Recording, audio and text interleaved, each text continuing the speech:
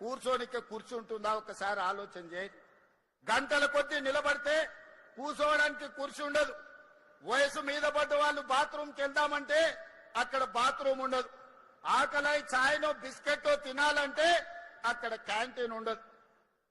ఎక్కడనో శ్మశానానికి పోయినట్టు లేకపోతే ఎడారిలో మనకు ఏ దిక్కులేని దగ్గరకు పోయినట్టు ఉంటుంది sub registrar office.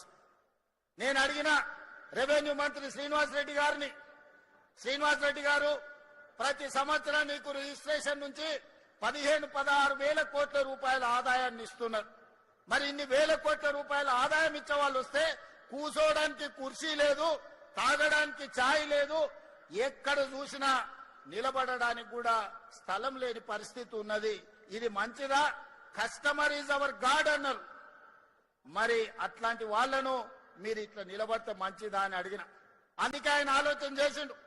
Outer ring road లోపల 39 సబ్ రిజిస్ట్రార్ కార్యాలయాలు ఉంటే వాటిని 12 క్లస్టర్స్ గా బ్రహ్మాండంగా ఏసీ గదులతోని ఎక్కడికి వెళ్ళినా 5 స్టార్ హోటల్కి వెళ్తే ఎలాంటి వసతులు ఉంటాయో ఈ రోజు రిజిస్ట్రేషన్ చేసుకోవడానికి వచ్చే వాళ్లకు అలాంటి వసతులతోని ఇవాళ ఇంటిగ్రేటెడ్ సబ్ రిజిస్ట్రార్ ఆఫీసులను డిజైన్ చేసి ఈ రోజు ఆ కార్యక్రమాన్ని కూడా ప్రారంభించుకున్నాం.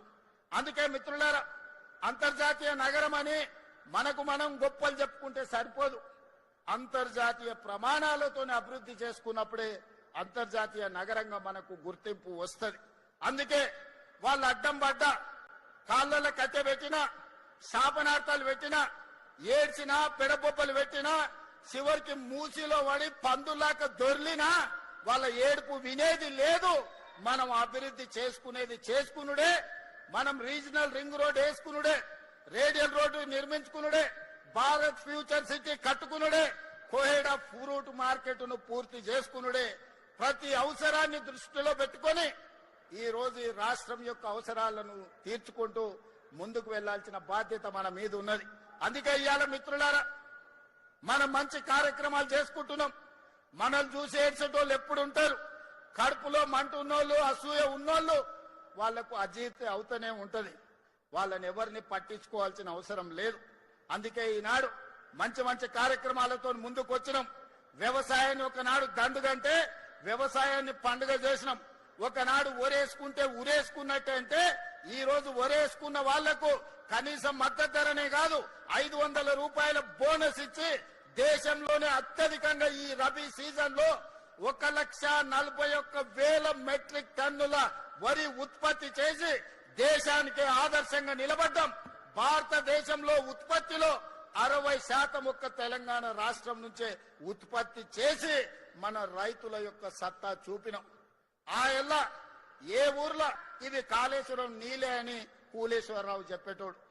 మరి ఇలా కాళేశ్వరం కూలేశ్వరం అయిపోయి 3 ఏళ్ళు అయింది. చుక్క నీళ్లు కాళేశ్వరం నుంచి రాలే, చుక్క నీళ్లు గోదావరిలో లిఫ్ట్ చేయలే. మరి ఈ రోజు దేశంలోనే అత్యధికంగా మనం వరి పండిస్తున్నాం కదా. ఇన్నాళ్ళు వాళ్ళు చెప్పింది అబద్ధమా కాదా ఒక్కసారి ఆలోచన చేయండి. 3 ఏళ్లలో 1,00,000 కోట్లు పెట్టి వాళ్ళే కట్టిండ్రు, వాళ్ళ కళ్ళ ముందల్నే కూలిపోయింది. 1,00,000 కోట్ల రూపాయలు గోదావరిలో కొట్టుకుపోయినాయి.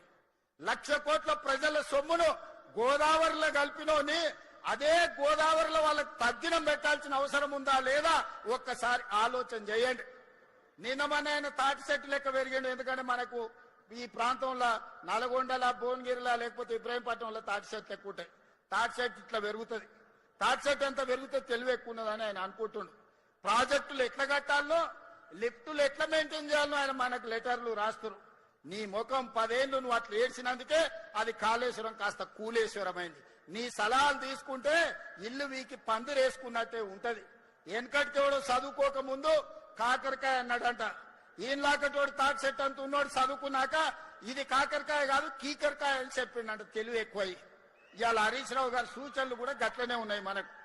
అందుకే అయ్యా హరీష్ రావు గారు, నీ దిక్కుమాలిన సలహాలు నీ మామకిస్తే నీ మామ నడువులు ఇరిగి ఫామ్ హౌస్ లో పడుకున్నాడు. ఇక నీ దిక్కుమాలిన సలహాలు మాకు తక్కువైనాయా?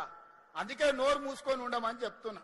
నువ్వు ఉండకపోయినా 94 నుంచి 2004 వరకు తెలుగుదేశం పార్టీ అధికారంలో ఉన్నది. 2004 నుంచి 2014 వరకు కాంగ్రెస్ పార్టీ వైఎస్ఆర్ 2 సార్లు ముఖ్యమంత్రి అయింది. 2014 నుంచి 2026 వరకు వరకు 2024 వరకు బీఆర్ఎస్ 2 సార్లు ప్రభుత్వం ఏర్పాటు చేసింది. నేను ఇయ్యాల మా